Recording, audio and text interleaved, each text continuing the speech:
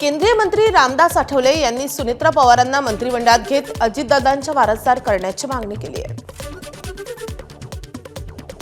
आता जर हा निर्णय होत असेल की दोन्ही राष्ट्रवादी जर एकत्र येत असतील आणि अजितदादांचं जे स्वप्न होतं किंवा अजितदादांची भूमिका होती त्या भूमिकेला पवार साहेबांनी पाठिंबा दिला तर दोन्ही राष्ट्रवादीमध्ये एकत्रीकरण होऊ शकतं। या ठिकाणी सुनेत्रा पवार जर डेप्युटी अशी होत असतील तर मला वाटतं की जर सुप्रिया सुळे जे आहे या सुप्रिया सुळे यांना केंद्रामध्ये मंत्रिपद मिळायला काही अडचण नाही आहे। पण शरद पवारांचा कायम विरोध राहिला आहे भाजप सोबत जाण्यासाठी। पवार साहेबांनी जर इंडियासोबत जाण्याचा निर्णय घेतला तर दोन राष्ट्रवादी एकत्र येऊ शकतात आणि त्या दोन्ही राष्ट्रवादी एकत्र येणं शक्य आहे। अजितदादा पवार यांचा वारसा चालवण्यासाठी जी दोन मुलं आहेतच आहे पण अजून तेवढी त्यांना अनुभव नाही। पण सुनेत्रा पवार यांना चांगला अनुभव आहे आणि अजितदादांच्या पाठीचे त्या ताकदीनं अनेक वर्षांपासून उभ्या राहिलेले आहे। त्यामुळं अजितदादांचा वारसा पुढे चालवायचा असेल तर सुनेत्रा पवार यांनी डेप्युटी सीएम व्हावं। सुनेत्रा पवार जर डेप्युटी सीएम झाल्या तर मला वाटतं की दादांचा वारसा पुढे त्या चालू शकतील असं मला वाटतं। अजित पवारांच्या पार्थिवावर अंत्यसंस्कार होताच राष्ट्रवादी काँग्रेसच्या राजकारणात मोठ्या राजकीय घडामोडी घडू लागल्यात। अजित पवारांच्या निधनानंतर राजकीय वारसदार कोण असा प्रश्न विचारला जातोय।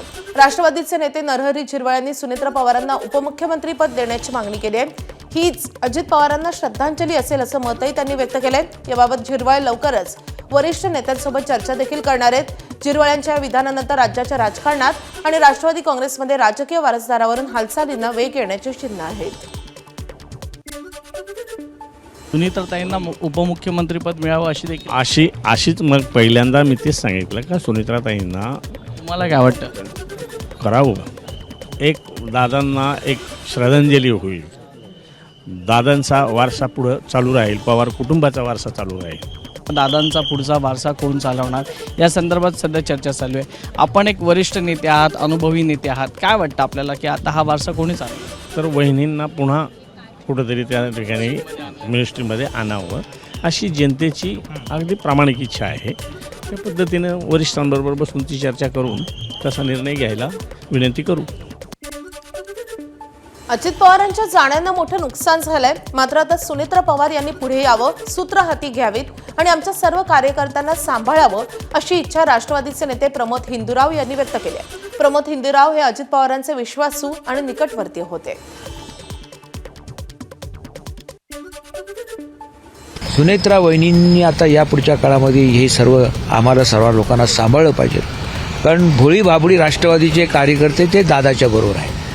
लबाडीपणा दादाला कधीच चालला नाही आणि म्हणून तमाम कार्यकर्त्यांना माझी अपेक्षा आहे तर माझे कार्यकर्ते ह्या मोठ्या संकटातनं सामोरे जायचा प्रयत्न करतील।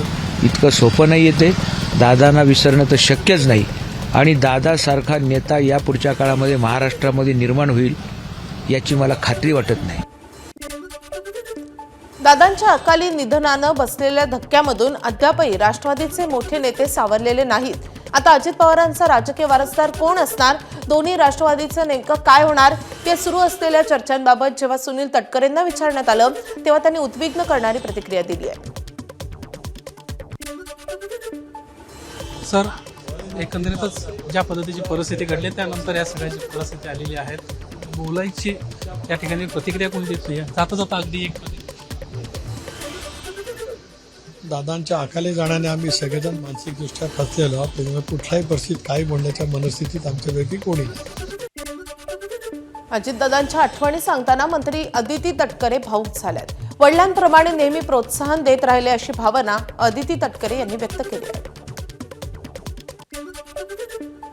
त्यांनी नेहमीच आम्हा सगळ्यांना पाठबळ दिलं, आधार दिला, चांगलं काम केलं तर प्रशंसा करायची, थोड्या कुठे चुका झाल्या तर हक्काने वडिलांसारखं ओरडायचे, मार्गदर्शन करायचे आणि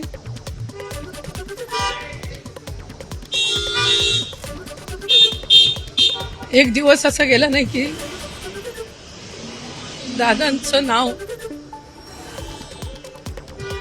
तोंडातून निघालं नसेल. अजितदादा आणि माझं नातं बाप मुलासारखं असल्याचं म्हणत अनिकेत तटकरेही भावूक झाल्याचं पाहायला मिळालं. खरं तर दादा नाहीत याच्यावर अजून विश्वास बसत नाही. म्हणजे घरात इतर कुठलाही पाहुणा येणं आणि दादा येणं याच्यातली लगबग जी असायची आमची किंवा अजूनही म्हणजे 3 पिढ्यांचं म्हणजे वडिलांचं आणि दादांचं जे नातं होतं, माझं आणि दादांचं नातं म्हणजे मुलाप्रमाणेच माझं होतं आणि माझ्या मुलांचं सुद्धा नातं तितकंच दादांच्या सोबतचं अगदीच कौटुंबिक राहिलं. दादा आले म्हटल्यावर मुलं शाळा टाकून घरी थांबायची. पण आज दादा नाहीत. एक मोठी पोकळी निश्चितच आम्हाला जाणवणार आहे. काय बोलावं हे सुचत नाही. अजित पवारांच्या निधनानं महाराष्ट्राला मोठा धक्का बसलाय अशी प्रतिक्रिया काँग्रेसचे नेते माणिकराव ठाकरे यांनी दिली आहे. तर पवार कुटुंबियांना या दुःखातून सावरण्याची देव ताकद देव अशा शब्दात माणिकराव ठाकरेंनी त्यांच्या भावना व्यक्त केल्या आहेत.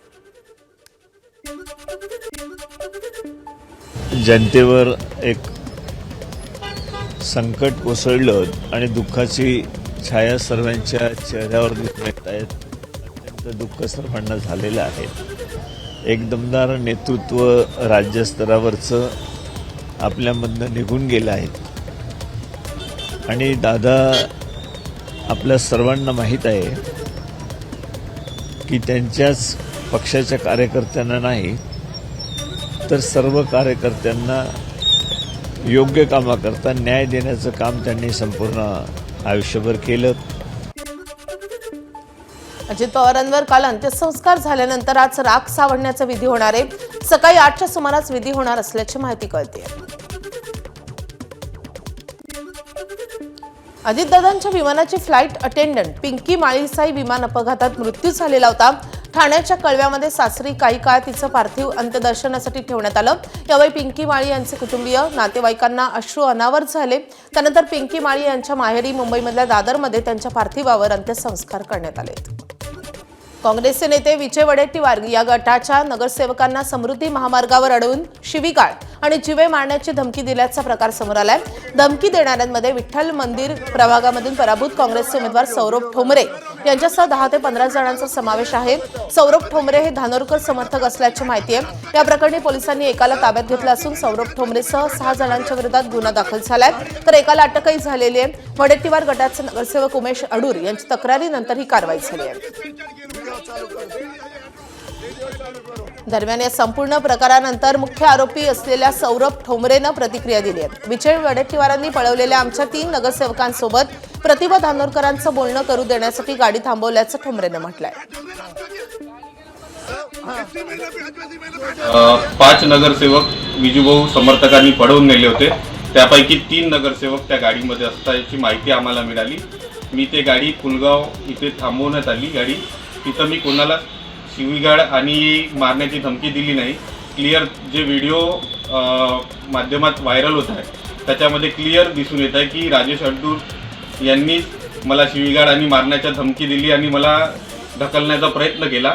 त्याच्यानंतर मी फक्त त्यांना एकच बोललो की जे 3 नगरसेवक आहेत त्यांचं मला ताईशी बोलणं करून द्यायचं आहे, बस. त्याच्या व्यतिरिक्त मी काही बोललो नाही. नागपूर चंद्रपूर महापालिकेमध्ये सत्ता स्थापनेसाठी भाजपकडून हालचालींना पुन्हा वेग आलाय. ठाकरे सेना, वंचित आणि अपक्ष अशा 10 नगरसेवकांच्या गटासोबत भाजपच्या वरिष्ठ नेत्यांची चर्चा पार पडल्यानंतर आज स्थानिक पातळीवर पुन्हा खलबतं होणार आहे. या गटाच्या काही मागण्या भाजपला मान्य असल्या तरी काही मुद्द्यांवर अद्याप चर्चा सुरू आहे. आजच्या चर्चेत नेमकं काय निष्पन्न होतं याकडे सगळ्यांचं लक्ष लागलंय. नाशिकमध्ये महापालिकेतील सत्ता स्थापनेसाठी भाजपनं शिवसेना आणि राष्ट्रवादी काँग्रेसला प्रस्ताव दिल्याचं कळतंय. केंद्रात आणि राज्यात सत्तेत एकत्र असल्यानं महापालिकेमध्ये सत्तेत सहभागी होण्याचा भाजपचा प्रस्ताव आहे. आगामी कुंभमेळ्याच्या पार्श्वभूमीवर महापालिकेमध्ये विरोधी बाकावरची संख्या कमी करण्याची रणनीती आखली जाते आणि त्याचबरोबर शिंदेची शिवसेना आणि अजित पवारांची राष्ट्रवादी काँग्रेस आज गटनोंदणी करणार आहेत. येत्या 6 फेब्रुवारीला नाशिकचा महापौर बसेल. छत्रपती संभाजीनगर महापालिकेसाठी महापौर उपमहापौर पदाची निवडणूक येत्या 10 फेब्रुवारीला होईल. येत्या 4 फेब्रुवारीला सकाळी 10 वाजल्यापासून उमेदवारी अर्जांचं वितरण महापालिकेच्या सचिव विभागामधून करण्यात येईल. 6 फेब्रुवारीला दुपारी 3 वाजेपर्यंत अर्ज वाटप आणि त्याच दिवशी सायंकाळी 6 पर्यंत अर्ज भरण्याची अंतिम वेळ राहील. महापालिकेमध्ये भाजपचे 57 नगरसेवक आहेत, तर शिंदेच्या शिवसेनेकडे 13 नगरसेवकांचं बळ आहे. एमआयएमकडे 33, ठाकरेंच्या शिवसेनेकडे 6, शरद पवारांचे राष्ट्रवादी आणि काँग्रेसकडे प्रत्येकी 1 नगरसेवक असं संख्याबळ आहे. बीडच्या शिरसाळा गावामध्ये पैशाच्या वादातून झालेल्या मारहाणीत एका व्यक्तीचा मृत्यू झाल्याची धक्कादायक घटना समोर आली आहे. कथित अनैतिक संबंधांच्या वादातून गावात जात पंचायत बसवण्यात आलेली होती. यावेळी 90,000 रुपयांची रक्कम वसूल करून वाटप करण्यात आलं. मात्र उसने दिलेल्या पैशाच्या वादातून संजू उपदे, सायलू पस्तमवाड आणि गंगा पस्तमवाड यांच्यात जोरदार वाद झाला. हा वाद हिंसाचारात बदलताच संजू उपदे यांना जोरात धक्का देण्यात आला. त्यामध्ये ते गंभीर जखमी झाले आणि उपचारापूर्वीच त्यांचा मृत्यू झालाय. या प्रकरणी सिरसाळा पोलीस ठाण्यात गुन्हा दाखल झाला असून 2 आरोपींना पोलिसांनी ताब्यात घेतलंय. गोंदियाच्या अर्जुनी मोरगाव तालुक्यातल्या गौरनगर इथे पतीनं पत्नीचा गळा आवळत तिची हत्या केली आहे. क्षुल्लक कारणावरून झालेल्या वादानंतर पतीनं हे टोकाचं पाऊल उचललंय. या प्रकरणी आरोपी विरोधात गुन्हा दाखल करण्यात आला असून पोलिसांनी आरोपीला अटक केली आहे. तसंच घटनेचा पुढचा तपास अर्जुनी मोरगाव पोलीस करतायत. यवतमाळच्या आर्णीमध्ये टवाळखोरांनी चक्क पोलीस कर्मचाऱ्याची कॉलर पकडल्याची घटना घडली आहे. शाळेच्या गेटसमोर थांबून येणाऱ्या जाणाऱ्या मुलींची छेडछाड करणाऱ्या टवाळखोरांना पोलिसांनी विचारणा केली. तुम्ही इथे काय करता असं पोलिसांनी विचारलं असता आरोपींनी कर्तव्यावर असलेल्या पोलीस कर्मचाऱ्याची कॉलरच पकडली आहे. या प्रकरणी पोलीस कर्मचारी नितीन वास्टर यांनी आर्णी पोलीस ठाण्यात गुन्हा दाखल केलाय. सुनील जाधव आणि विकी प्रवीण राठोड अशी 2 टवाळखोरांची नावं असून दोघांनाही अटक झाली आहे. कोल्हापुरात कोकोपीटच्या नावाखाली पुण्यातून कर्नाटकात जाणारा 83 किलो गांजा जप्त झालाय. कोल्हापुरातल्या राजाराम तलाव परिसरात सापळा रचून राजारामपुरी पोलिसांनी ही कारवाई केली आहे. पोलिसांनी एकूण 20,78,000चा आणि त्यासोबतच 83 किलोचा गांजा जप्त केला आहे. अहिल्यानगरच्या जामखेड तालुक्यामधल्या फाटा परिसरात विक्रीसाठी आणलेला 9 किलो गांजा पोलिसांनी जप्त केलाय. यासोबतच पोलिसांनी जवळपास 3,46,000 रुपये किमतीचा मुद्देमालही जप्त केलाय. अहिल्यानगर पोलिसांच्या स्थानिक गुन्हे शाखेच्या पथकाने ही कारवाई केली आहे. या कारवाईत 2 आरोपींनाही पोलिसांनी ताब्यात घेतलंय. बुलडाण्यामध्ये शेतकऱ्याच्या कष्टाचे 5 लाख रुपये लुटणाऱ्या टोळीला कर्नाटकातून ताब्यात घेण्यात आलंय. वाशिमच्या रिसोडमधल्या नितीन पराड हे शेतकरी आपल्या मुलाची वैद्यकीय महाविद्यालयामध्ये फी भरण्यासाठी बुलडाण्यात आले होते.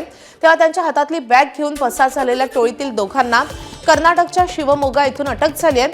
बुलडाणा स्थानिक गुन्हे शाखेने ही कारवाई केली आहे. टोळीतील सदस्यांकडून पोलिसांनी शेतकऱ्याचे 5 लाख रुपये हस्तगत केले. एबीपी माझा, उघडा डोळे बघा नीट.